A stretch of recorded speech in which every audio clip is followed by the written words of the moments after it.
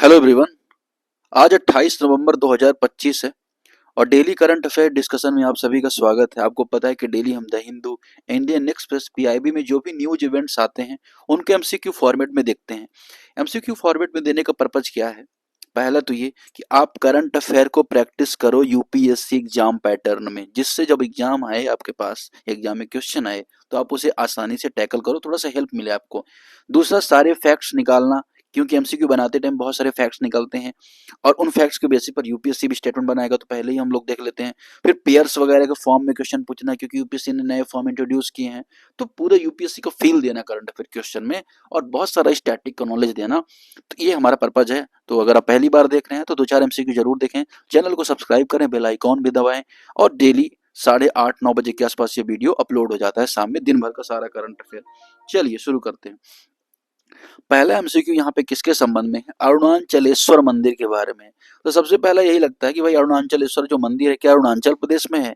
नहीं। तो कहाँ है? तमिलनाडु में है।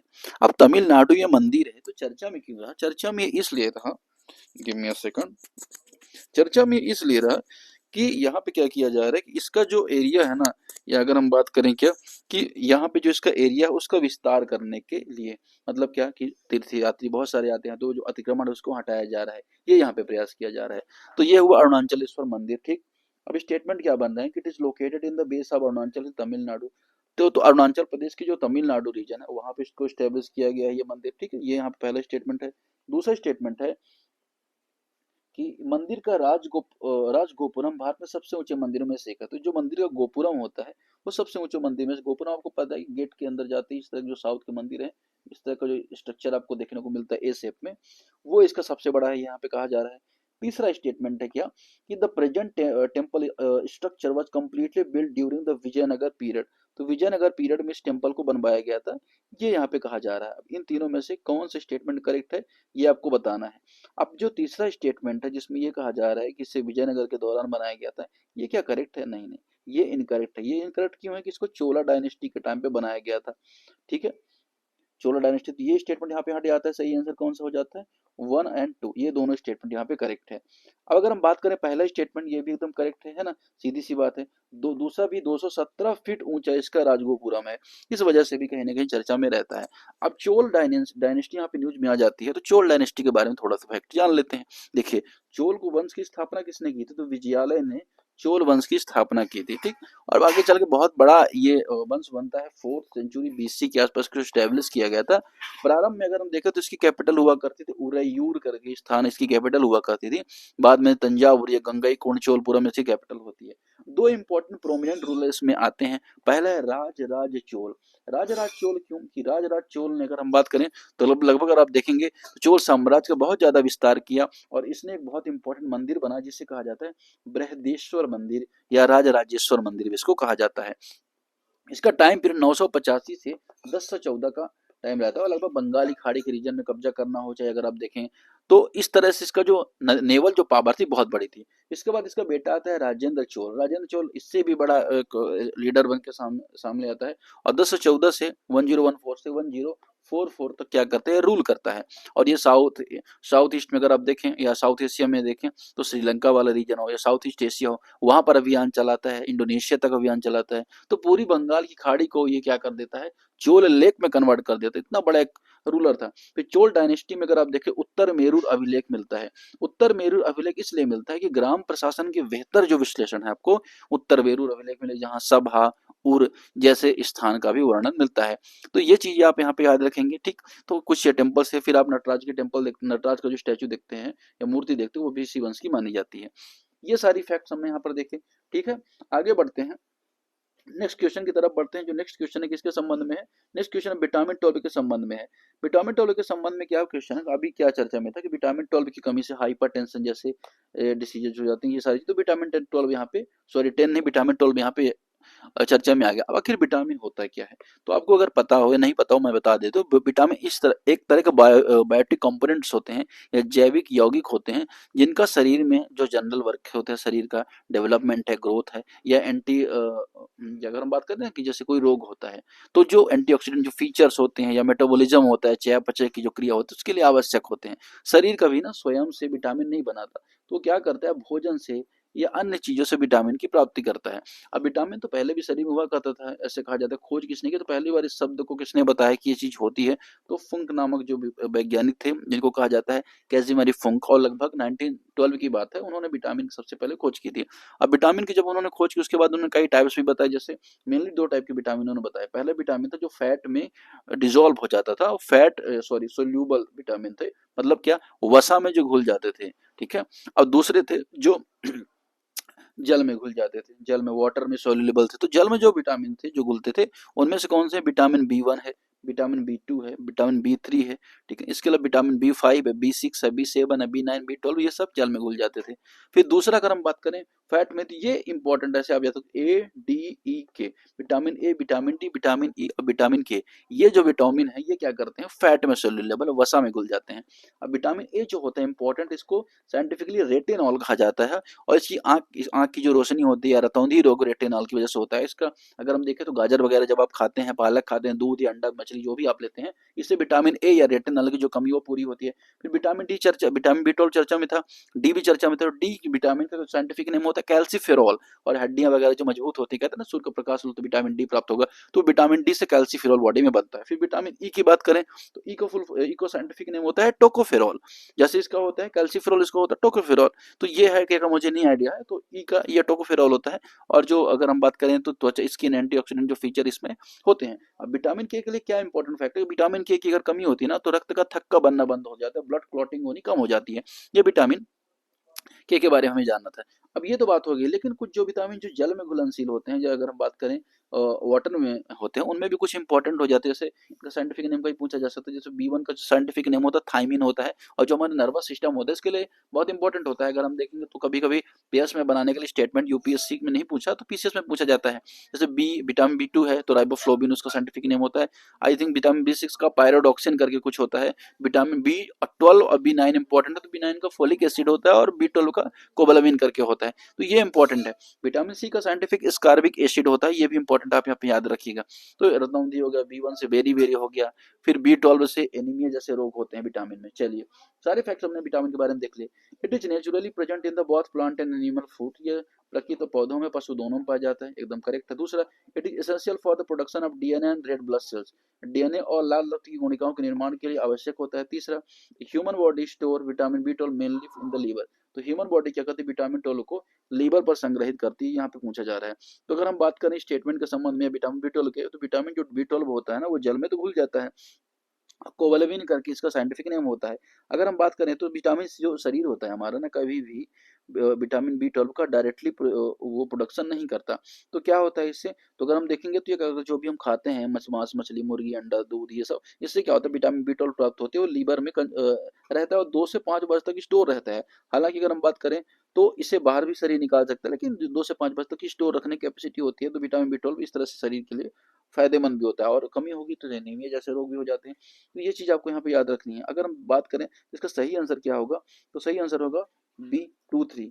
ये जो बोला जा रहा है ये यहाँ पे एकदम इनकरेक्ट है। Vitamin to B12 generally plant और उसमें नहीं होता। विटामिन B12 पशु आधारित जो खाद्य पदार्थ होते हैं उनमें पाया जाता है, पौधों में नहीं पाया जाता, ठीक है ना। पौधों में पशु आधारित खाद्य पदार्थों मतलब कि जो जिसे जो अगर मांस, मछली, इन सब की बात की जा रही है, और अगर कोई फूड को फोर्टिफाइड कर दिया जाए तो फिर B12 भी पाया जाएगा। नेक्स्ट क्वेश्चन है, consider the following statement about the aloe vera. Aloe vera के बारे में आपको स्टेटमेंट बताना है, जल्दी जल्दी थोड़ा सा करते हैं, बहुत हो गया है इधर का। It is the native of Arabian peninsula, Arabian प्रायद्वीप का मूल निवासी है। दूसरा, the medical gel is found in the plant stems, तो औषधि में आप जेल की तरह देखते हैं, ये तो आपने देखा होगा सभी ने, एंटीबैक्टीरियल फीचर होते हैं, तो आप सब एग्री करोगे कि ये यहाँ पे सारी चीजें यहाँ पे करेक्ट है। अब जो दूसरे स्टेटमेंट बोला जा रहा है ना कि जो जेल होता है ये स्टेम में पाया जाता है, तो स्टेम में नहीं पाया जाता, बहुत बेसिक चीज है कि पत्ती में पाया जाता है, लीव्स में पाया जाता है, तो दूसरे स्टेटमेंट एलिमिनेट हो जाएगा। 1 और 3 यहाँ पे इसका करेक्ट आंसर हो जाएगा। क्वेश्चन नंबर 4 देखें, consider the following statements regarding grey seal. Grey seal के बारे में यहाँ पे चर्चा में था, इसलिए ग्रे सील को थोड़ा सा यहाँ पे देख लेंगे। ग्रे सील के बारे में बोला जाए it is only found in Indian ocean, तो क्या जो ग्रे सील है वो सिर्फ इंडियन ओशन में पाई जाती है, ये कहीं ना कहीं गलत है। ऐसा इसलिए गलत है क्योंकि अगर आप देखोगे अटलांटिक के आसपास जो कोस्टल रीजन होता है, north Atlantic, south Atlantic, Baltic region में अगर आप देखोगे, तो अगर आपने अटलांटिक रीजन देख रखा है, ये अटलांटिक एस शेप में अटलांटिक है, तो अटलांटिक में भी, बाल्टिक रीजन में इधर देखेंगे यूरोप में, यहाँ भी पाई जाती है, तो कई जगह पाई जाती हैं। तो ये जो ये बोला जा रहा है ना कि ये ऐसा है, ये चीज इनकरेक्ट है। फिर दूसरा अगर हम बात करें कि it is listed in the list concern IUCN red list, IUCN के रेड लिस्ट में अगर हम देखें तो लिस्ट कंसर्न में यहाँ पे कहा जा रहा है, तो इसके बारे में क्या है, तो अगर हम बात करें, कहाँ गया, तो अगर हम बात करें तो आयुष्मान रेड लिस्ट है, ये भी बात यहाँ पे एकदम करेक्ट, ये करेक्ट है, पहला इनकरेक्ट है, तो दूसरा और तीसरा यहाँ पे इसका करेक्ट हो जाएगा। तीसरा स्टेटमेंट है, ये grey seal pups are born with the white fur called lanugo, तो लेनुगो सफेद फर होते हैं जब जन्म होता है, ये सब नहीं पूछा जाएगा। आयुषन स्टेटस आप याद रखिएगा और कहाँ कहाँ पाई जाती है ये याद रखिएगा, तो सिर्फ इंडियन ओशन पाई जाती है, ये बात यहाँ पे गलत है, तो ओनली 2 यहाँ पे करेक्ट हो जाएंगे। क्वेश्चन नंबर 5 देखते हैं, टैक्स रैम्स के बारे में देखते हैं, टैक्स रैम्स स्कीम के बारे में। It is the centrally sponsor scheme set between the centre and state, केंद्र प्रायोजित योजना है राज्य और उसके बीच में, केंद्र के बीच में। चलिए ठीक है, देखते हैं। दूसरा अगर हम बात करें, it include the component called the integrated textile static system, इसे ITSS कहा जाता है, ठीक है। तीसरा, यह स्मार्ट टेक्सटाइल नवाचार को बढ़ावा देती है। The scheme promotes innovation in smart textile. अब तीनों स्टेटमेंट में कौन सा स्टेटमेंट करेक्ट है, यहाँ पे अगर आप देखेंगे तो सही स्टेटमेंट हो जाएगा 2 और 3। जो यहाँ पे बोला जा रहा है ना सेंटर स्पॉन्सर्ड स्कीम है, ये यहाँ पे गलत है, पूर्णतः केंद्र द्वारा पोषित योजना है, मतलब क्या सेंटर सेक्टर स्कीम इसे माना जाता है। तो हाल में भारत सरकार ने जो टेक्सटाइल फील्ड है उसमें रिसर्च है, इवेल्युएशन है, इन सब में स्टार्टअप्स को बढ़ावा देने के टैक्स रैम्स स्कीम की यहाँ पे शुरुआत की है, और इसका टाइम पीरियड ऐसा माना जाए 2025-26 से लेकर 2030-31 तक के लिए रहेगा। इसका पर्पज यही होगा कि एक तो क्या रिसर्च एंड डेवलपमेंट को बढ़ावा देना, डाटा एनालिसिस करना, इंटीग्रेटेड जो स्टैटिक्स है उनको अवेलेबल करवाना, तो ये यहाँ पे टेक्सटाइल की फील्ड में ये स्कीम की शुरुआत हुई है। तो दूसरा तीसरा यहाँ पे इसका करेक्ट आंसर हो जाएगा। क्वेश्चन नंबर 6 देखें, consider the following statements regarding the international institute of democracy electoral assistance. तो डेमोक्रेसी इलेक्टोरल असिस्टेंस के बारे में आपको यहाँ पे सही कथन बताना है। भारत के जो मुख्य चुनाव आयुक्त हैं या इलेक्शन कमिश्नर में, वो 2026 के लिए तो इंटरनेशनल डेमोक्रेसी की ये जो IDA है ना, इसके अध्यक्ष की भूमिका संभालने वाले हैं। तो इसकी अब ये जो है ये किस तरह का है, तो इंटर गवर्नमेंटल ऑर्गेनाइजेशन है जिसे IDA कहा जाता है। 1995 में इसको स्टैब्लिश किया गया था। और ये अंतरराष्ट्रीय जो आइडिया को संयुक्त राष्ट्र के जो सर्विलेंस है उसके अंतर्गत क्या किया गया, उस संयुक्त राष्ट्र की सर्विलेंस प्रदान की गई है। लगभग 35 सदस्य देश इसमें है, जिसमें अमेरिका, US वगैरह क्या है, एक तरह का है।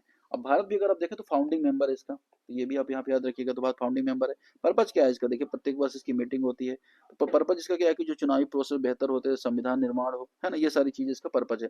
और इसका हेडक्वार्टर अगर आप बात करेंगे तो कहाँ पे मिलेगा, स्टॉकहोम में मिलेगा। स्टॉकहोम किसकी कैपिटल है, तो स्वीडन की कैपिटल है स्टॉकहोम, वहाँ पे इसका हेडक्वार्टर है।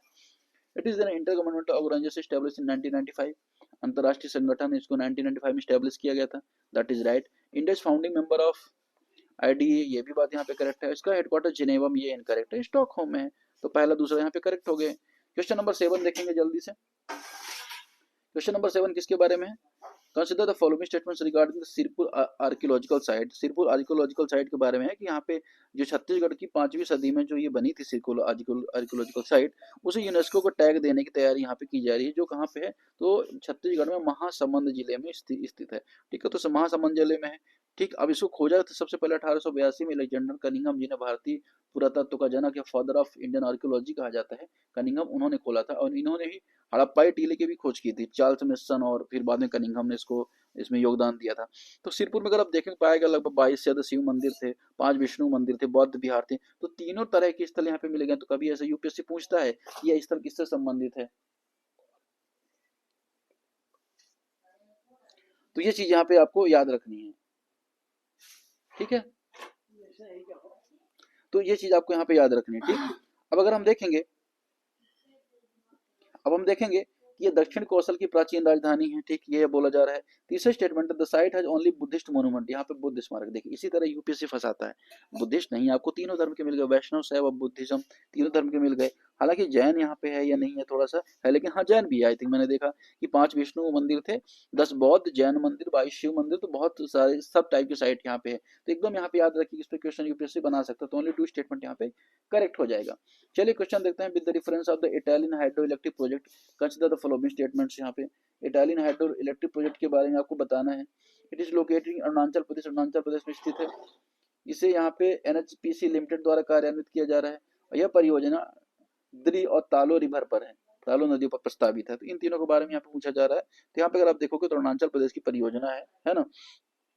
हाल में NHPC लिमिटेड से आग्रह की इतालियन जल विद्युत परियोजना में कुछ जो श्रमिक कंडीशन है उनकी स्थिति को सुधार किया जाए।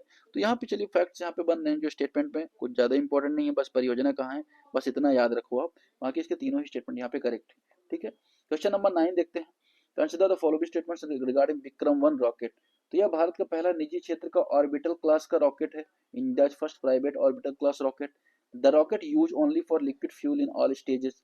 सभी स्तर पर केवल तरल इंजन का उपयोग होता है। It is developed by the Skyroot Aerospace. Skyroot Aerospace द्वारा इसे बनाया गया। तो देखिए जो दूसरा स्टेज है ऑप्शन है ना, ये इनकरेक्ट है, क्योंकि इसमें देखेंगे 3 चरण है। ठोस ईंधन आधारित है, और जो ऊपर लेयर है वो लिक्विड बेस्ड है। तो ये तीनों ये जो बात की जा रही है ना, कि सिर्फ अगर हम बात करें किसमें, सभी चरण केवल लिक्विड पर नहीं, तो दो ठोस और जो लिक्विड है दोनों चरण पर हैं, ये इंपॉर्टेंट है। स्काई रूट एरोस्पेस द्वारा इसको बनाया गया था। हाल में भारत के जो प्रधानमंत्री हैं उन्होंने स्काई रूट एरोस्पेस के पहले कक्षीय रॉकेट को विक्रम 1 का अनावरण किया, इस वजह से यहाँ पे चर्चा में आ गया। तो 1-3 यहाँ पे करंट स्टेटमेंट हो जाएगा। लास्ट क्वेश्चन देखेंगे, consider the following statements about the Karthigai Deepam festival. तो ये कार्तिकाई जो दीपम फेस्टिवल उसके बारे में स्टेटमेंट पूछा जा रहा है, इसका क्या सही है क्या गलत है यहाँ पे आपको बताना है। तो इसका आंसर आप यहाँ पे मुझे कमेंट सेक्शन में करेंगे, क्योंकि पहले क्वेश्चन संबंधित है। It is major festival celebrated in Tamil Nadu. Tamil Nadu मनाया जाता है, अरुणाचल पर्वत की एक चोटी है, अग्नि दीपम प्रज्वलित की जाती है। और यह जो उत्सव है अगर हम बात करें तो विष्णु की उपासना के लिए है। इन तीनों में से क्या सही आंसर होगा, आपको कमेंट सेक्शन में कमेंट करना है, मैं आपको वेट करूंगा। Thank you very much.